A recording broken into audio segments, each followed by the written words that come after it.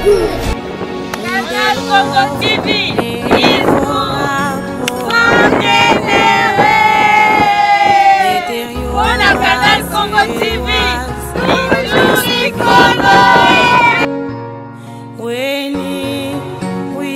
il Balandia Canal Congo, une émission Nabino Sika Congo fort. En tout cas, to sengi babolimbi si ebele.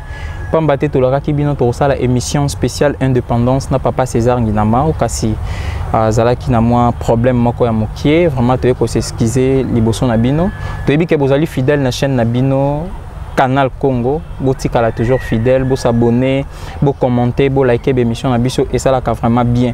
En tout cas, on appelle si batu nyonso oyo, bozo continuer toujours ko s'abonner à la chaîne Nabiso, bambote Nabino place sur vos amis, bato balingara papa Beni, la pesi bino bambote na obo, ça appelle équipe mobimba ya Canal Congo, ko bandana papa Grace, papa Mananga, papa Glody, bino nyonso tout bambote Nabino, bangonde ba ça la poto comme pas Nabino, ma la mingi. Vraiment lelo tozali na invité na biso bokoye baye ya zali pe moko oya panzaka sango ya papa Simo Kimbangu à travers le monde à se présenter bokoye baye boye biep tango se présenter en tout cas bokozala na esengo makasi émission lelo vraiment exact kitoko makasi bozala branché ti na suka tolobi. Bonjour papa. Bonjour papa Beni. Bonne santé. Oui très bien, ndeko moninga na bien portant. Ouais na moni vraiment santé kitoko. Oui oui. Ndengeni musala ezoke bien. Oui musala ezoke bien, ezoke bien. Ndengeni zambazo lingela kaka parce que biso to tiaka na nzambe na katikati. Vraiment ko entreprendre les camions en tout cas faut na nzambe. En tout cas papa félicitations to landaka tranche d'animation Zengao to ka ndengeni ni vraiment bo sala ka musala na mama Joujou na pesi mbote place azali vraiment félicitations na bino. Ndengeni ni bozwa ki initiative ya ko sala émission wana tranche d'animation wana Zengao. Oui, tranche Zengao nga utaki Nkamba parce que naza résident en Nkamba. Nayaka mkolomsuso anatina ya santé. Alors curieusement, le quoi naza na kati ya ratelki en tant que mupandi sango l'autre fois na milobele tena leka kuna na télévision matala pe bandeko. OK. Tango na komi kuna po Zengao et bandaka na télévision. Et j'étais curieux parce que oyebika lokola moyembia. OK. Soko komi bipai batu ba oyemba posa net ka oyemba ngape posa ka net na sala. Alors bandeko baeba kinga pendate.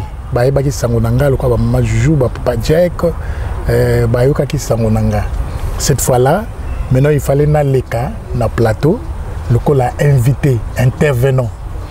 Alors na intervention nanga na linga ki kolobela mingi parce que na bise banga bi cheno eza ya tata Nzambe ya papa Simo Kimbangu na lingi to lobela penza to kota na mozino ya papa Simo Kimbangu. To lobela makambo etali royaume Congo, to lobela makambo etali histoire na biso et ko sala un peu bien. Alors na memaki moi innovation parmi bandeko bakoko témoigner bo bakoko témoigner. Alors ba ko mona que nazaki pas important et na ko sala l'équipe na bango. Voilà, nazaki intervenant finalement problème ya télévision ya qui s'est posé, il fallait qu'on ait na radio. Alors baninga ebele balobete abiso radio te ngai na lobete te ngai na ke na radio et mama Joujou ndenge asala ki constat bona ki ngabite ngai la nanga papa Georges ndebi pa na yebo ba kombo ebele ba auditeur ba pesinga disque dur ba musu balobi Google ba musu balobi l'infatigable vraiment. Donc en tout cas ba o balanda ka Zengao loko ya yo moko témoigner mikolo jeté vraiment. Et c'est comme ça que na ki pe lisusu ko sala moi loko moi à chaque boutou tour de Babel. Okay. Tour de Babel pour natango akala numéro d'atomaka tour de Babel et panzana ka po ezaki na lotomo ya Nzambe te. OK. Ndé après Nzamba silikaki parce que tozaka monoko moko tango ba panzani Nzamba seli ba diversité ya ba langue ya ba dialecte ndé papa Simo Kimbangu aye alobi tozozongisa Congo ya kala tozozongisa ba Congo nyonso misatu d'ailleurs tour azosala na Brazzaville. Alobaki yango ete na ye pona zongisa Congo Brazza, Congo Kinshasa na Congo Angola ezonga mboka moko. Mais du moins nga na bandaka déjà eloko wana parce que nazaki na vision na yebaki pona nini papa Simo Kimbangu yaki nde na pesi émission na nga na kombo ya Tour de Babel. Merci beaucoup Papa Georges Balandia Canal Congo émission nango Congo Fort na bandi boyebi bomonié bosepeli Papa Georges o a présentaka émission pardon o animaka émission pardon tranche d'animation Zengao et longo na mama Jojo donc tant bomonié j'espère bosepeli place na sozali moi na nyonso alandaka Zengao Papa Georges yeyo aimer commenter s'abonner tokoyela bino Papa Georges chaque na Canal Congo bobando monaye makambo azosala na radio pourquoi pas asala ngo pe na télévision bolandaye partout dans le monde. Papa Georges, oui, émission lelo vraiment un spécial indépendance bien que le 30 juin déjà leki mais to lingaki to zongi ça vraiment ba internet na biso na guana ba mekampe koyeba indépendance ezanini. Alors lokola to yambi yo za moto oyo oyebi matière ozo maîtriser matière tolingo bete la biso li solo na mukuse penza indépendance ya mboka na biso Congo ezalaki ndenge nini esalamaki ndenge nini. Merci bandeko Balandi na kolandaka question na yo d'abord le bien indépendance c'est français. OK. Mais le bete Canal Congo toujours le bela makambo ya Congo avec K, Congo avec C, c'est pas. Mais dis-moi Congo avec K. Ah voilà. Donc Congo avec K pour yangonde beaucoup qu'on a bichou. Oui. D'abord indépendance c'est anime. Ils en a si fixe moko boye ce qui te bakisi on sait mais surtout tali indépendant. En soi les si fixe et ko bakisa makuna indépendance c'est que le BT liberté.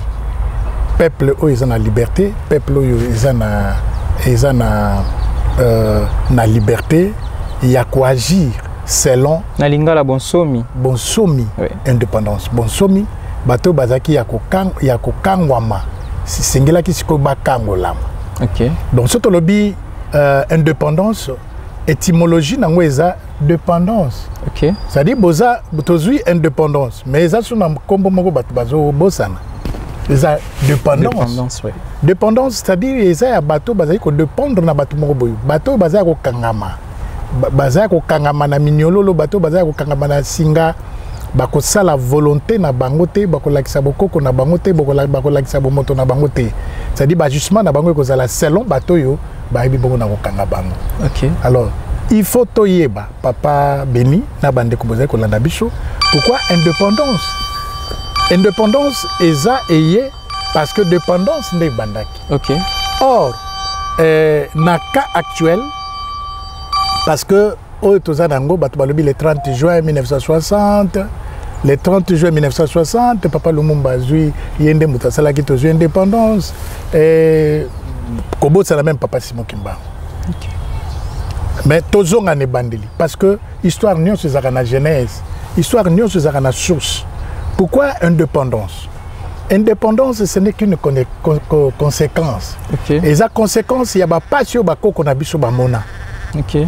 Maintenant, bako qu'on a biso baleli na chaque époque, na chaque étape, na chaque décennie, kolela poto kangwama. Mais bamindele lokola bazwaki mokano ya koye bakotia biso na minyolo, lokotia biso na boumbu.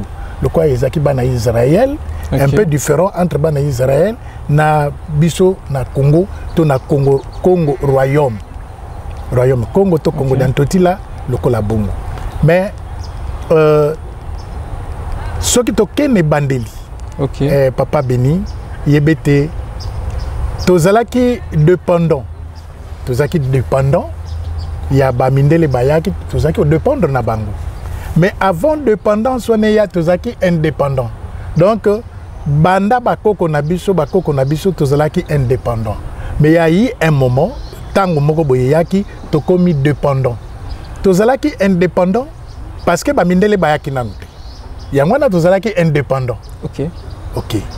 Maintenant dépendance na biso tozalaki ko dépendre kaka na Nzambe pour na vie na biso.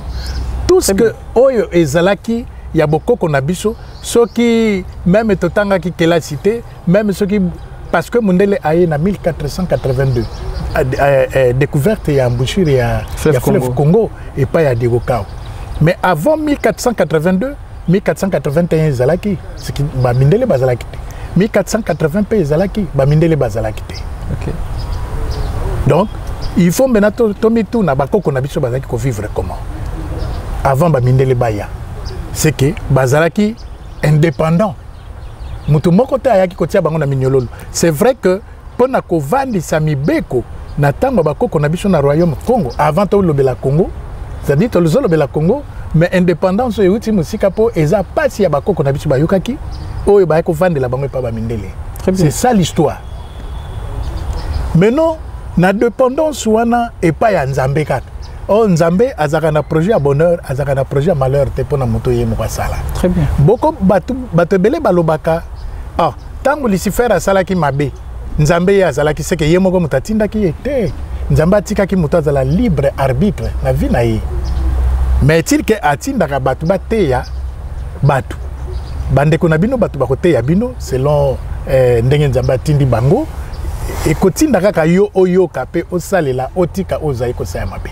mais na bokoko na biso nde bavandisaki oyo tobengi ba tribunaux traditionnels OK ba tribunaux traditionnels ezalaki c'est-à-dire bakoko na biso bako benga ngo na Kikongo ponga za mundibu excusez-moi na yebisa yo parce que tozo le bela Congo oui la source naza mundibu naza muskintsaku domfumba ntsaku nevunda OK naza mwana mpanzu le kwa bongo alors histoire na biso photo yebata naza mundibu il y a secteur ya Kimpese territoire ya Songololo province ya Congo central alors bakoko na biso bazaki na ba tribunaux na bango o ezalaki te selon organisation na bango ordre organisationnel oyo bango moko batiaki en place nani apesaki bango mayele wana mundele te Nzambe c'est-à-dire soki batu balobi ba mindele nde baye kopesa biso to bengi civilisation et ba civilisation ezebeli civilisation égyptienne ezali civilisation indienne ezali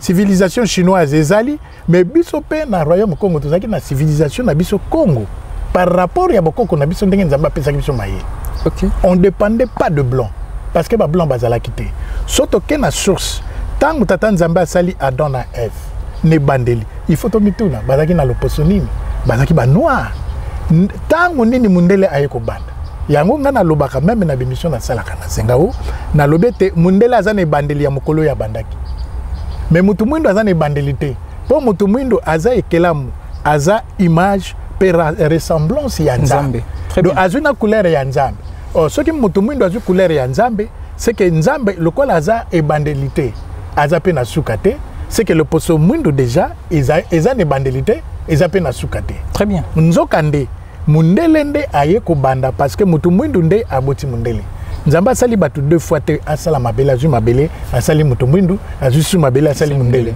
te mutu mwindu nde aboti mundele mutu mwindu nde aboti mundele donc na développement soko ke même na musée na biso na Nkamba okende kokuta que le premier savant oyo ba même développement na monde ce sont des noirs bazaki ba brutité bazalaki bazalaki ba imbécile te bakoko na biso baki mayele pour preuve 1482 Diego Cao batindi epa ya Alfonso Ier oyo azaki roi ya Portugal bazo sala échange commercial na ba indien l'air on a découverte ya embouchure ya fleuve Congo ezaki nante mais quand est-ce que Diego Cao a découvrir embouchure ya fleuve Congo parce que na sekuna ezaki na makambo bomba maki curieusement le quoi batu baza misumine baye komona ke ah mais embouchure oyo eza na makambo moko e bomba miawa c'est comme ça que na 1482 Diego Cao a découvrir embouchure ya fleuve Congo tote yango na bakelasi na école primaire na époque na biso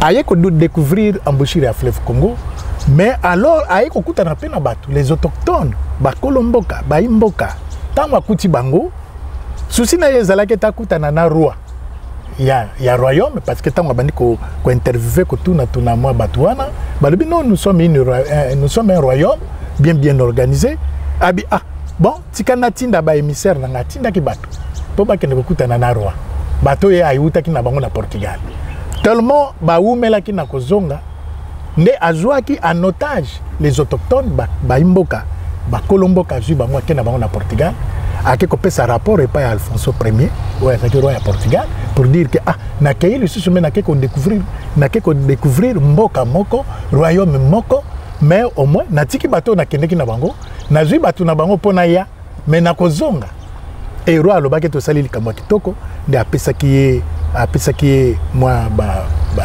ba article ba biloko oyo esengeli aya akutana na roi apesa bango yango nde processus sikoyo ya bowumbu elingi kobanda parce que toko lobela indépendance te soto lobeli dépendance te donc oyo sikoyo tolingi tokota na dépendance mais au moins avant de koka waya na olobaki yango bakoko na biso bazali ko vivre une indépendance mutu moko apesaki bango yango te mais mutu apesaki bango indépendance eza nzambe bazaki assujetti te nde après avoir diegoka ko découvrir embouchure ya fleuve Congo nda kepesa rapport epa ya moto atindaka ye roi Alfonso Ier na Portugal nde ayebisi tala bipai na kuti tala boy apesi rapport yepe azalaki motivé par rapport ya rapport ya diegoka abimemela bango biloko kende ko yeba soko longwe kuna yaka pe ko yebisanga nini koleka kuna donc likambongo ezaka lokola tango ba roi mage bake ko découvrir nkolo Yesu ba ye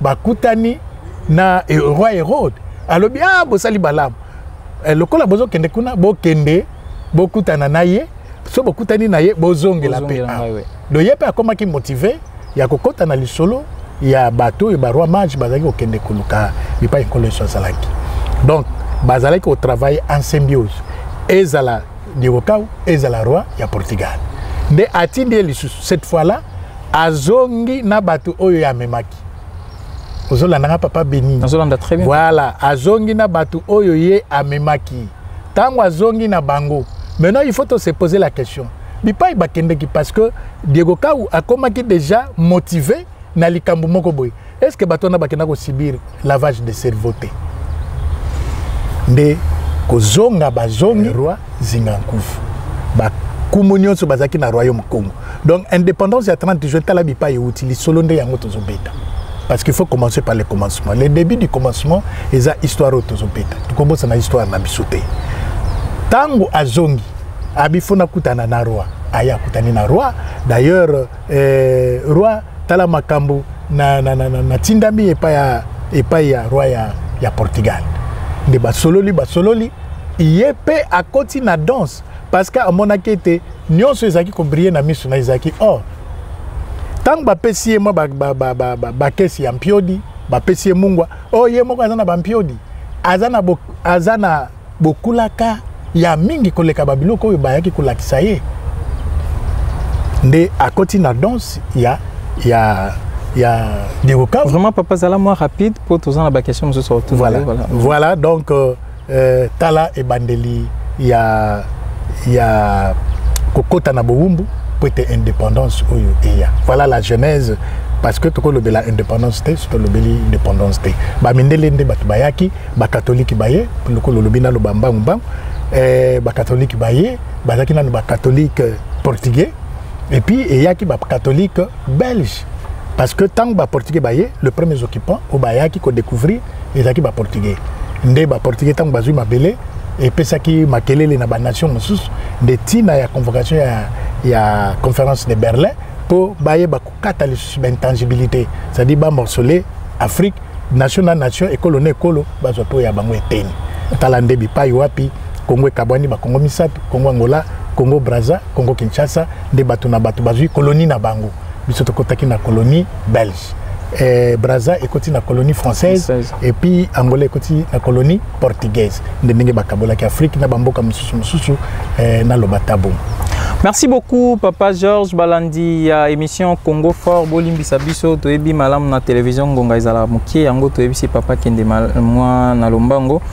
Pour tous les questions se sont reposées, mais ezambala ya sukate papa Georges aleki na émission na biso arobanda kozonga pour na kopesa vraiment makambo oyo toziyebite na otoyebi kastoye bango na ndenge oyo elongo banite ya éclaircir biso kwazali moto oyo avandi ayebi histoire atangi ayebi nini azoloba papa Georges tozongela yo pourquoi mboka il faut ezala indépendant.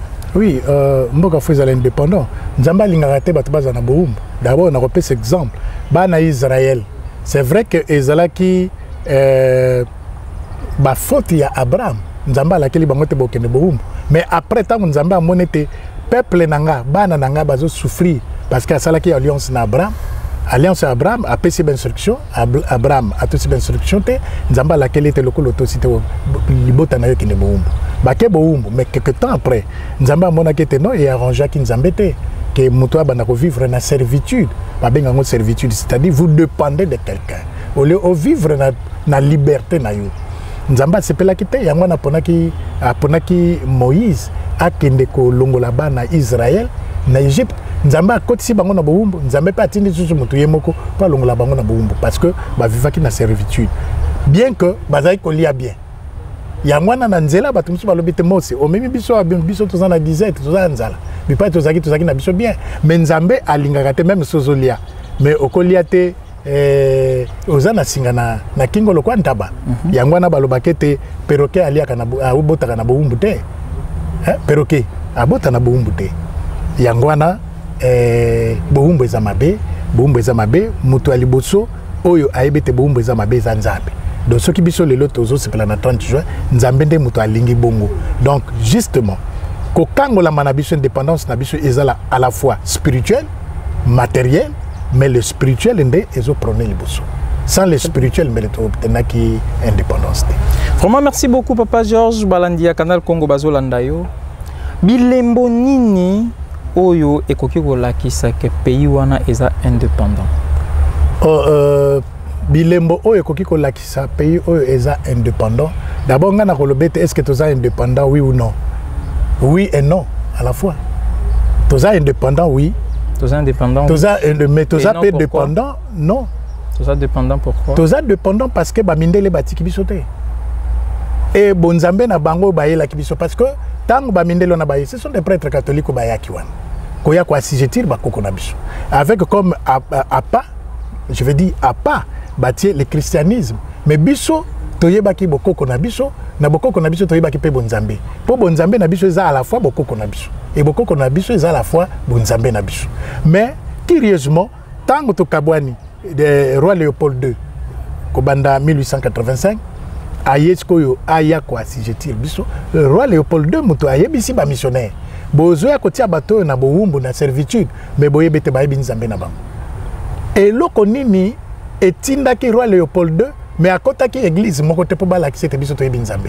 Qu'est-ce qui a fait que y a découvrir que biso toyebi déjà nzambe à l'avance? C'est la question qu'il faut se poser.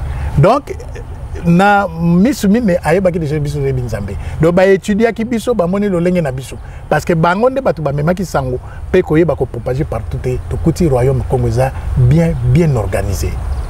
Bien organisé, administration evanda kitoko makasi et puis batoyo ba yebi nzambe. Toloba religion pe evanda. Religion biso to sambela nzambe ampumu. Alors, il faut qu'on connaisse l'ennemi na yo même si bozo beta football. Le coach doit être là, ayebaka quel est le joueur le plus virulent. Oyo yepe akotinde la joueur na yepo yende mutakozala lokola porte ya ko encaisser babi. Pobo encaisser babi. Allez yepe akopona siko mutoyo akoyeba ko kangisa mais soki coach na bino ayebite ba activité ya équipe adverse bokozo babi obili. Donc ba mindele ba yeba ke te faut ba étudier biso pour ba yeba positivité na biso pour ba lukasiko le côté positif na biso comme un côté faible négatif. Donc roi Léopold II a étudié kibiso yangwana na coaching na ye na ba missionnaire a bisi bango te boye ba diboso botia na mitu na bino te bato ba yebi nzambe na alors il faut que lukasiko yo ko jouer de la supercherie.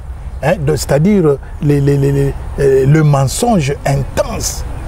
Yakoko Sabiso, Pobiso Tobosana, qu'est-ce qu'ils ont commencé à faire? Babandi Kusiko c'est ce qu'on appelle la négritude. Babandi Tekabatu. Bato Bazalaki Yamakasi, Bato Bazalaki vigoureux, Bato Bazalaki pensif, intelligent, Babandi Tekabam. Babandi Kenepanabam. So Mundela Ebisibiso qui Batumino Bazamaïl était Bazalukuta. Est-ce que nous trouvons notre ramaille l'été? Pourquoi si on va y baqueter tout ça, bon à rien? Bazako Zabako, qu'on a bisu bakena bamboka. Et bangonde bakeko sala na babilanga, bakana sucre, bakoko, tout ça, les lots de développement, même aux États-Unis, l'économie aux États-Unis, ça na maboka ba noir. Et bako sabisote. Bako sa biso te. Donc koko sa mate mutumbindo bino bato bozo landa biso et ezala kuna na diaspora boyebete mutumbindo ayebaki déjà développement. Mais eye ko la prôner pas ya papa Simon Kimbangu. Il fallait chirurgie pour être ayeba ko niata. Oh union so bamindele ba ici. Papa na linga ki o maniola vraiment place on a bien motuna na tona ki. Oui. C'est vrai que makambo lobby osa vraiment na raison na makambo zo koloba. Mais place wana na linga ki o maniola vraiment malam mingi. Bilembo nini oyo ekoki kolakisa ke pays oyo eza indépendant. Voilà, merci de prendre un rappel. Bilembo oyo elakisa te pays oyo eza indépendant. Il faut te dépendre na biso moko. Même mise ya bato mosusu ezala te. Parce que l'indépendance elingi koloba ete la liberté. Toza liberté. Ba guerre, okoyoka lelo tozoloba na Rwanda guerre exactement. Ba commanditaire baza ya ba diverses nations. Bato bazomona ka Rwanda derrière le Rwanda. Ils en ont même sous. Je comprends. Donc, tout ça, liberté. Or, particulièrement, la richesse où ils ont na RDC, bah, quand ils ont liberté, tout le monde a qui le roi Philippe II à Yakiao. Alors, mais ce qui Belgique est ton ami, c'est grâce à la RDC. Est-ce que ce qui va le bien bon, tout ce qui est RDC libre, tout dépendre de Bissomoko. Est-ce que la Belgique c'est comme ça qu'il faut assujettir Bisso. C'est-à-dire, Bisso, en général, les Congolais en particulier, il faut s'approprier na Oezali Bonzambe na Bisso. Et tous la lokola un seul homme, Bisso to sangana. Pour Bilembo ya kolobete, toza indépendante zebele. Bitumba, banda kwanzambe bele bonzambe bele ba Bisso. Et ça Bilembo zali kolakse toza indépendante. Papa Georges, pourquoi alors Bisso to mi bengami ba indépendant? Aussi longtemps que Bamindele bazo continue toujours ko konza biso. Non. Yo kaka na ba konzina biso ya mboka. Tango nyonso balobaka to uti pa ba les décideurs internationaux. Bangonde bat pas décider pour na mboka na biso Congo. Mais biso tozali to bengami ba indépendant. Est-ce que indépendance wana ezalaki vraiment indépendance to ezalaki juste pour na ko masquer ba congolais? Ezalo ko tata na mama na ndakuti. Tata yo muto pesa rambongo mais pour il faut maman cancela yo. Quelque part, net soza indépendant parce que zambongo na yo aza mwasi na yo, mais yende mutako décider te maman nazala nzala sikote biloko na nebelité. Ozomona te ko dépendre na maman. Parce que yende mutako yebiso ebelité ebelité. Donc, ndenge pe toza na RDC. Eza bokulaka na biso. Balobi la RDC c'est le premier pays producteur ya cobalt, ya coltan. Mais bamboka mususu lokwa ba Rwanda, ba komi ba premier producteur ya coltan, bazulema.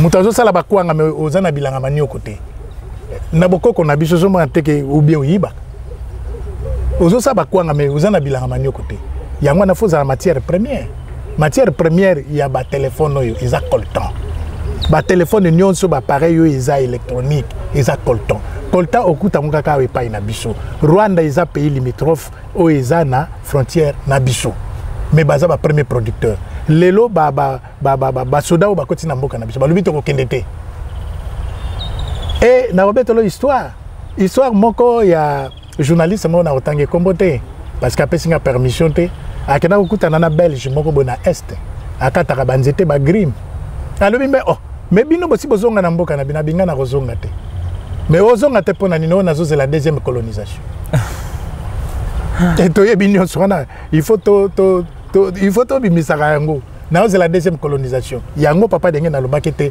bana Congo bosa mayele parce que le néocolonialisme ce qui est beaucoup dans 3 siècles c'est-à-dire 300 ans il y a colonialisme. Vraiment merci beaucoup papa Georges Balandia Canal Congo na bandi place bozali bozo sepela bozo ka papa Georges nenga zali ko yebisa biso maye auto yebite ko talisa biso surtout biso ba congolais photo yebaka bokoko na biso il photo yebaka to uti wapi tozo kende wapi yango ndeza ma yele na biso quelque soit bozali kolanda biso de partout quelque chose ala na poto kuna na Amérique bino nyonso bozali kaka ba congolais foyeba bokoko na biso papa Georges. Oui. Le 30 juin 1960 le 30 juin 2022, 62 ans. Oui. Il y a indépendance, il y a un bon bilan. Presque négatif. Pourquoi négatif? Pourquoi négatif? Parce que ça, lobby tata mokonzi kolo na biso, mokonzi na biso, tata na biso. il faut akende kokutana na Paul Kagame bato ba otomisa biso. Bon, c'est pas parce que na landité les soloni nezalaki, mais pourquoi kotomisa tata na biso? Pona mboka na yemoko, pona bokula kana yemoko, il faut akende ko négocier na bato, il faut neti muyibi moko boya ko yibo na ndaku, akena ba télévision na yo, akenda kana ba biloko no ndako te faut bon négocier. Est-ce que c'est important? Est-ce que c'est important? Mais question non, c'est ça, qu'on a sali introspection. Est-ce que c'est important? Important c'est ça que parce que tozolu kanaba voix nuance qui mia eya. Mais ce qu'a yo quitté. Ce qui a boy ne qu'on négocie. Ah. Au moins même si na quartier au moins mais qui mia eya na malembete. Qui mia na la paix se gagne. Papa musée Laurent Désiré Kabila Loba yango la paix se gagne. Mais pourquoi alors ko kendo kutana na muto azotungisa? Non, akeinan. Parce que bako qu'on a biso balobakete va buisila nko akuteka kombola bipa yoko isila muninga no kombola nan pourtant akoyi ata azuki alobeta azaki na makanti ya mabete mais dis moi ko ici très bien hein waneza lisisa bako qu'on a biso va buisila nko akuteka kombola et sika ko isila muninga na yo kombola liboso posuka akoyi azuki alobi ah na poka nga munatinga maki ko bunda na ye sino ye pena azaki na makanti ya mabete tala kutu po ko isanga na longoli nanu bakufa milangi zaki na se pona mona pasite yango sikoyo biso to sala. Mais du moins, peuple congolais, bazaka très pacifique, très hospitalier. Mais ceux qui te zakuki, ceux qui te citent aussi qui a réussi là. Parce que même papa Antoine Félix Antoine Tshisekedi a été banananga. Donc ils ont joué du sapeur pompier. Mais du moins ils ont du sapeur bango bitala. Peuple nazana bango. Kabiso ba to bazaki kosoma to kene na ba na États-Unis na ba Brésil to ke tonga ba Brésil to tonga États-Unis po ba yeba ke to ça vigourer to silate makasi za même ça minduki daye o monaki awa na tangwa papa musée na changwa wa batu bazobotula basuda minduki bana changu d'ailleurs si omoyo somboti bana changu voilà ezaka bana changu te bandibu pe baza OK oyebi eza na ekolo moko babenga bato moko babengaka na poto bandibu parce que bazwaki exemple ya bandibu bazalaka bato wana kutona baningani te. Mais au moins il était makambo bazo sala na est na Congo central bako sala. Mais na makambo nyoso papa Georges tozomona na mboka na biso Congo est-ce que vous avez qui pressé aux indépendance? Non, pressé parce que indépendance il faut que yeba qui est né l'acteur. Indépendance acteur azali papa Simon Kimba. Est-ce que ba congolais to yeba kango? Na yebite soki okoki opesa nga mwa temps na beta mwa. Oui, loba papa ozali parce que pour nattemps. Oyebi entre 1943 et 1947. Papa Simon papa Diangenda na papa Kisoloke bazotanga na colonie scolaire de Boma. Alors Adolf Hitler baye pour envahir Belgique. Bazwa Belgique ba comme sango le département ya Allemagne.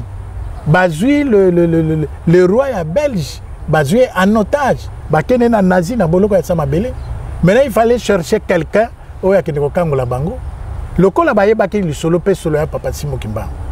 Nde batindaki famille royale etindaki des évêques auxiliaires Martin et Xavier bayaki po ba kutana papa Diangenda ba plaider ba intercéder tata na bango po akenda kangola bango na Belgique bipa bazaki so ba Belgique ba konyo ko la biso. C'est comme ça que papa Kisoloke disait azai kolobake la Belgique me doit ba ningo na biso. Ce qui va bika cause la département ya Allemagne papa Simon Kimbangu a s'interposaki yende muto akende ki kolongola roi le roi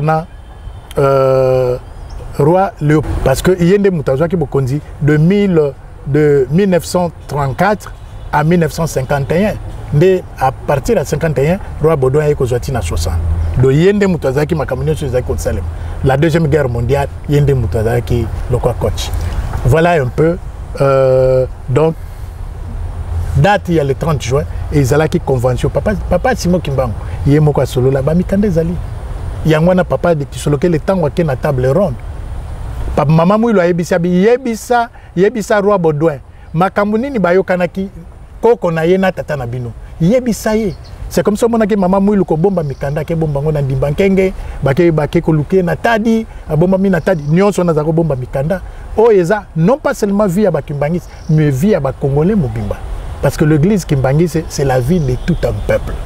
Très bien papa Georges. Maintenant question autour na yo otiko loba papa qui se loke la banda loba le belge me doit.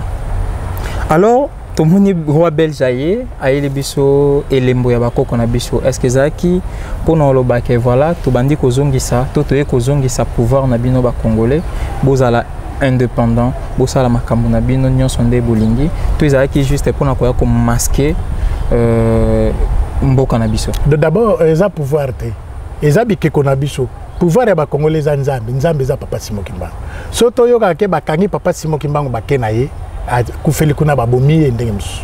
C'est vrai que bakangaye c'est le pouvoir oya bakende kinango bakangi papa Simon Kimbangu de 21 à 51 30 ans mais papa Simon Kimbangu malgré akokanga na boloko mais libre azoki ne ko sala misala na ye mystère na liberté ministère na ya sala kango na temps ya liberté ta ya muke ya liberté ministère na ya ta ya clandestinité na ta ya muke mais ministère mingi asali ya mingi tango azana arrestation bazana boloko et tikino lelo après avoir komimana boloko komibimisa na boloko akufi melelo ti lelo azoko opérer donc 4 étapes ya vie ya papa Simon Kimbangu ya ministère na donc oyo bango bazwaki papa Simon Kimbangu kengani akolo bango maintes fois abiba mindele bakenda na babiloko na biso mais kozonga mais qui a motivé qui a instigé ba mindele ba kozongisa babiloko wana parce que bandaki na prophétie depuis je crois 2009 ngana za nkamba na komi na nkamba papa Simon Kimbangu kengani azakolo bakamba kambwana yango aye kopesa coup de pouce pe initiative ya tout ça là musée et musée ko salema na 2014 to bandi misala musée ti ko sila d'ailleurs mutaki ko inaugurer ngo tata Mokonzi Ekolo papa Félix Antoine Tshisekedi donc même papa Félix Antoine Tshisekedi tata na biso ayebi ke nankamba musée zali mais musée yango ezaka ba biloko papa Simon Kimbangu salela kite mais biloko na biso ezala même kiti yo roi za ko vanda papa Simon Kimbangu kangana ayebisa biso bipai wa peza soki ngonge ko ya na ko bimisa ba secret nyonso na po epesa melinga nano lotombo te kiti na biso makambo ebele libanga elongwa na royaume Congo na mbanza Congo bakenda nango. Donc c'est que elembo wana ezaki ka juste aye nango po ko flatter biso bon, et tout. Oui parce que et pas ina biso tango zo ebisa mutu dodo kolonti landlemvo ezalaka na bilembo tango zo senga mutu bolimbisi na bokoko na biso ya mabe oyo eleki batu bakufi mboko ya indépendance batu bakufeli yango papa Simon Kimbangu nyoko ameli yango mama ndo na Béatrice Kimpavita akufeli yango batumbi mutu ba prêtre bozui mutu botumbi mobali ya mama Kimpavita kombo na ye papa Jean Baruch alobi na kokokate namona mwasi bipai mwasi nanga na mwana bazokufa malambo bo mangali bosabi yo kanisi biso nde to banga yo poto tumba yo na moto bazui bato akimbeli bato sera du kando. Je crois que papa Lassa Carlito oya musicien aza descendant ya mama ndona Béatrice Kimpavita do makambo na zolo ba ayibi batindi bango batindi bato akimbele batindi bato makela bakende kokata bakoni talaka koni boko tumbela kaka bato il faut bato bele bakata yango bozaki mutema mabe. Très bien, très bien. Fait ya ndenge nini boko sala po botumba mutu donc bazui entre temps tango batumbiye bazui mwana batumbi mobali nanu batumbi na maman batumbi na mwana tango wana na ebité ba africain tozaki maele te po batindi bino bokendo katanzete non parce que tozalaki na servitude tozalaki assujetti ezaka na mbanza Congo te même bakoko na biso awa yo kanisi basali rai oyo ezaki pona profit na biso eza lokola papa Beni ozwi ntabana yo oyebete combien de gens na mois d'octobre, décembre, janvier ezaka fait que son bantaba okangele na simanda ozwi singa okangi ozobwa kele matiti sikon tabazo kanseke muto aza mutu malamu azobwa kelanga pondu butu pe mo no nzoka nde aza makanisi mususu est-ce que pondu yo zotila eza pona profit ntabato eza pona profit na yo donc bazobwa kelantaba matiti ponta baya munene aya misunya ya mafuta po mutu asepela nde bamindele bayaki na système wana donc bakoko na biso bakokaki kosala te barevendiquer droit na bango parce que bazalaki assujetti. Siko papa Georges nini oyo biso tokoki kosala po mboka na biso vraiment tozwa indépendance o ekoki mindele batika biso kimia tosala makambo na biso ndenge o elingi biso ke tosala makambo ndenge o elingi mindele nini vraiment tokoki kosala procédure nini tokoki kolandela po Congo oyo ekoma indépendant et comme indépendant bamindele batika biso tranquille. Merci. Question avait vraiment très très profonde. Na raison c'est la moboy. Juriste balobaka la jurisprudence. C'est-à-dire ceux qui toza na ka oyo. Na tango kala ka moko boye koyaka. Mutu moko boye abomaka batu, abomi mwasi na ye, abomi bana na ye. Mais na pona ko katali mo est-ce que za pe na ka moko ekoyaka. Soki ekoyaka basalaka nini? Biso sikoyo to ko sala. Likambo ekoyi libiso, et sikoyo la pe batu mususu. Bana Israël parce que c'est le même peuple na biso ngongeza muke ma ebele ya kolobeza. Mais na kendeka ka ndenka nazo kata bana Israël tango babimisi bango na boumbu nzamba alobaki likambo abi bino boza peuple nanga engai nde mutu na sali nyonso natindi mosa bimisa bino na boumbu yangwana na pesi bino mobeko bozala na banzambe mususu liboso na ngai. C'est la clé du bonheur. Bo salata eke côté ya eloko ezali na likolo na se to na se ya mabelete. Et biso sikoyo. C'est biblique. C'est biblique. Ba chrétien ba olanda biso. C'est biblique. Exode chapitre 20. Kobandi na premier verset. Avant to ya kozwa mibeko nyonso ya jo mi oyo Moïse apesi. Do biso to zande na se ya mibeko. Tala papa béni bande ko bozali kolanda biso. Congo oyo bozwa yango te okoti maji na yo okoti ba loge na yo olingi omema Congo te mboko eza na mkolo nango. Kolo nango kombo na Nzambe. Nzambe yango to indexé kombo na eza papa Simon Kimbangu. Yende mutu a souffrir anyokomi pendant 30 ans na prison. Mutu moko ta koyebisa biso te papa Simon Kimbangu akangamaki po azwaki mwasi abato. Mutu moko ta koyebisa biso po ayibaki. Mais oya koyoka arrêté nazo kende ko kangola bande konangai. À l'âge de 7 ans, bauti na kungu na mama Kinzembo na fête ezaki kuna epa ya mama Ntsombe bakomi na nzela na kanisa boyebi histoire papa Simon Kimbangu nzoto malamu te maladi makasi mama Ntsombe alobi zongisa mwana ya bato po papa ko yela ko ya kosilikana bazongi papa Simon Kimbangu na maladi bakomi na nzela to koma na sikana na tata molimo mo centre papa Simon Kimbangu kendani ta bakomi abi mama na za posa na kende na sima est-ce que simezaki ya sima sime pa ina biso za code na kena sima ndako eza code mwana lobi bongo abi likambo te kende na sima ndako pe kolanda mwana te nde tangu sikoy papa Simon Kimbangu akei awumeli mama Kinzembo bandi ko luka me mwana nazaki na yazo mona na te abandi ko luka akeko kuta ye na ravin to koma na sikana papa béni soko tie misu na sebi pai papa Simon Kimbangu akenda ko tala te soko zaka na vertige ko kwe mama Kinzembo mutu ebeti akobumatisa mwana batu ndenge nini parce que aza mwana ya kobokola mwana mama Louise ndeko na ye e aza na tata na ye nako bimisa mwana oyo ndenge nini nde abandi ko luka ore zaki femme ko spirituel asutuka boye mwana komi pembeni kaso uchi wapi na kendeki kuna na se na kenda ko kangola bande ko nanga bayindo bakanga mako. Donc ce qui papa Simon Kimbangu aye ko libérer biso ba congolais na joug colonial auto zalaki na servitude auto zalaki ezaka ka biso te ake ko longola pe ba belge tango longoli ba belge abimaki na roi tango longoli roi na boloko ayene na ti na bureau na ye ya na cour royale batu babangi bamoni roi abimi mabime papa Simon Kimbangu oluki la biso problème soko tiki ye awa.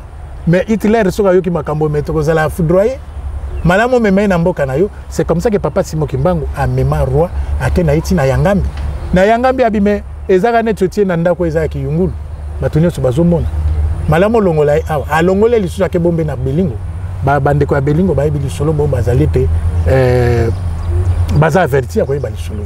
Voilà un peu pona to yeba kolongola na lingi na abrégé parce que c'est introduction à la question pour la réponse nanga pour na kende vraiment na suka likameza kamoko papa Simon Kimbangu alingane bambanda te awa to komisiete talande automatique komba papa Lumumba wa eza mabete. Est-ce que yebeke papa Lumumba zaki consigné pas à papa Dengue na pas que na table ronde akendeki la dernière personne azaki consigné papa Simon Kimbangu akutana na mama ya Lumumba apesa ye makanisi. Mais pourquoi les autres jouent en exergue kaka papa Lumumba to boaki papa Simon Kimbangu? C'est là où les bas blessent. C'est là où les bas blessent, c'est de l'ingratitude. Papa Diangenda a bimisi mbongo na ye poto zwa indépendance ya mboko.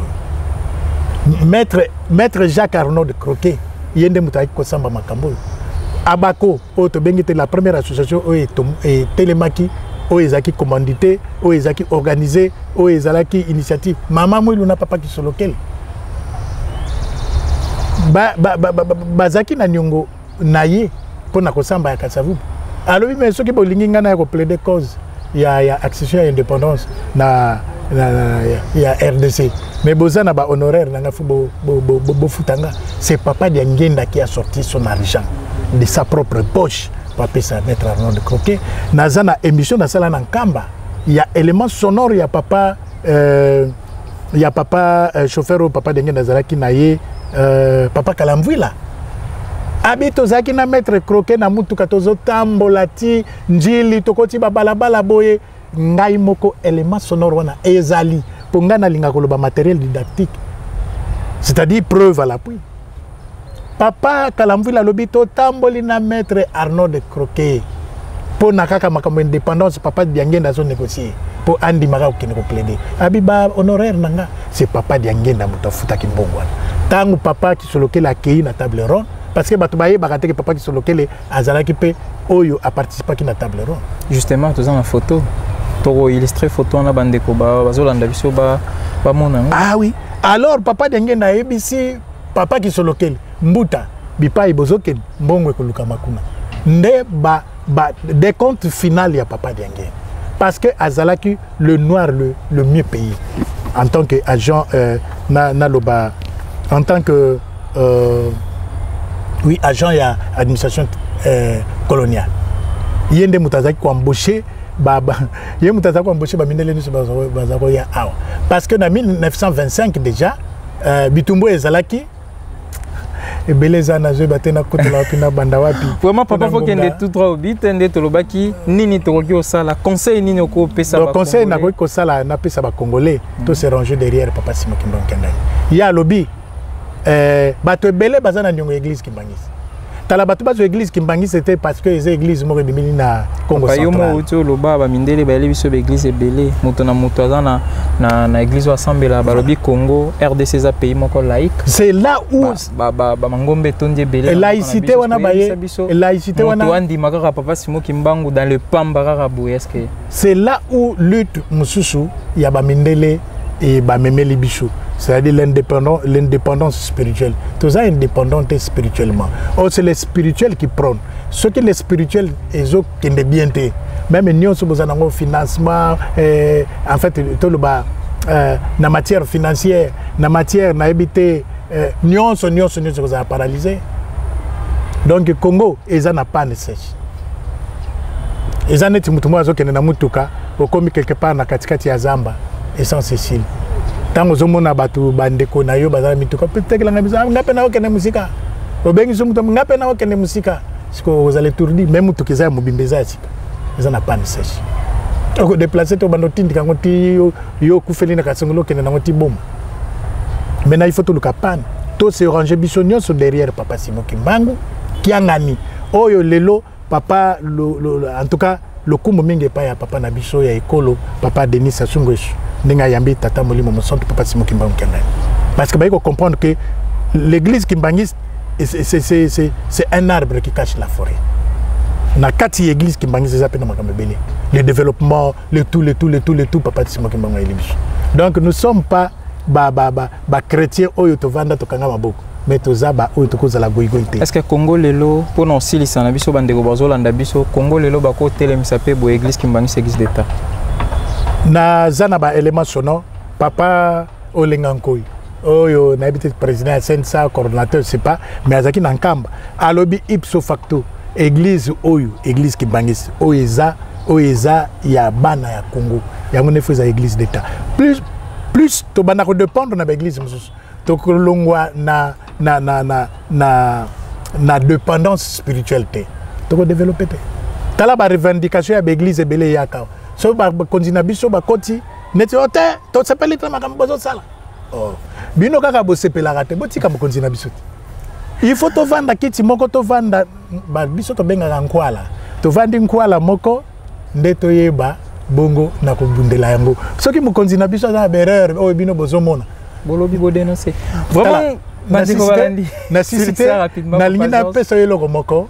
Et ça très important. Bande ko bolanda biso na ekosa la découverte ya eloko moko. Na koti na dictionnaire.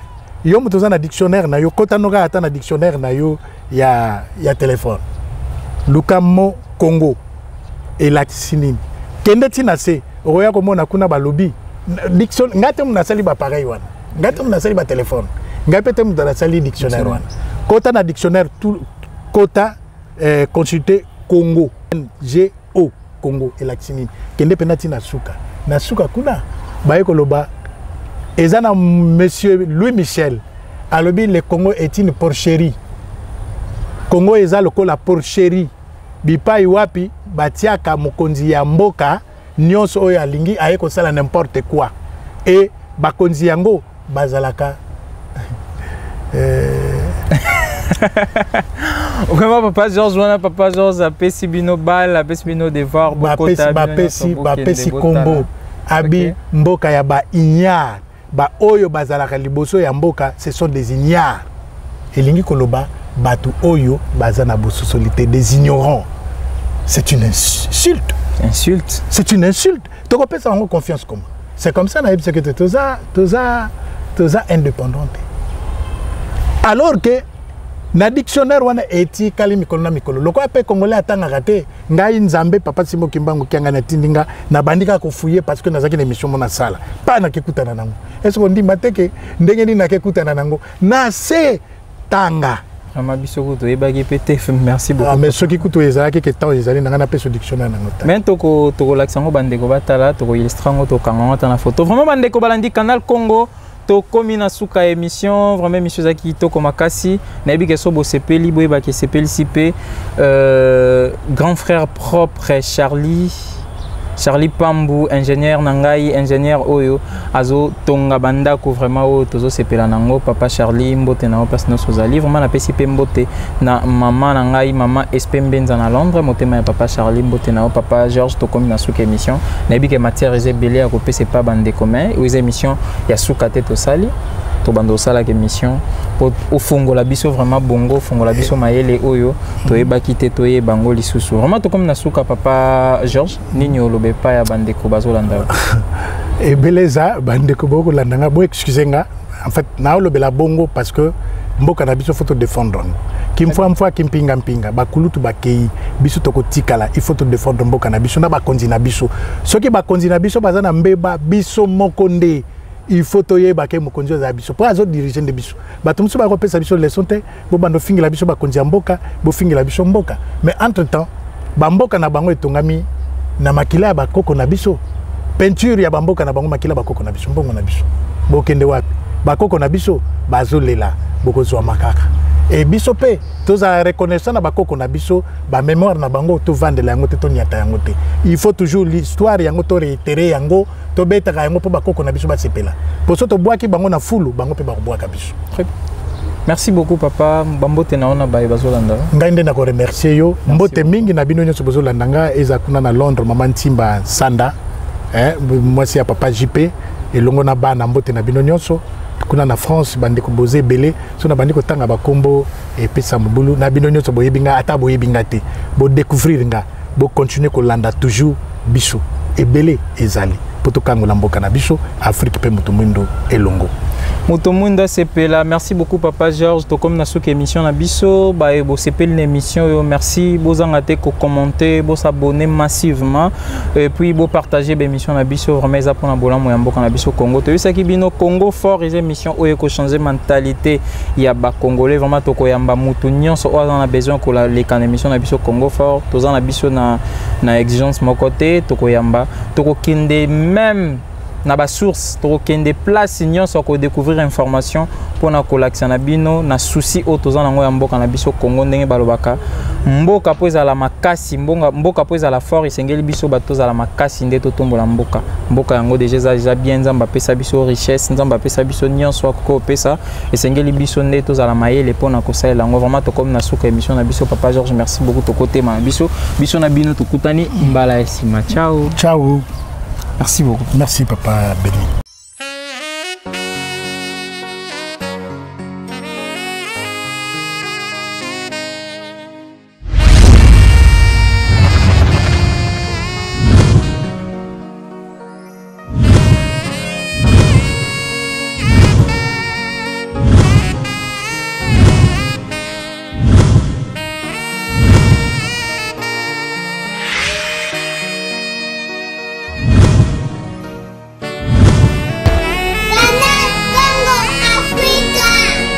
Canal Congo TV.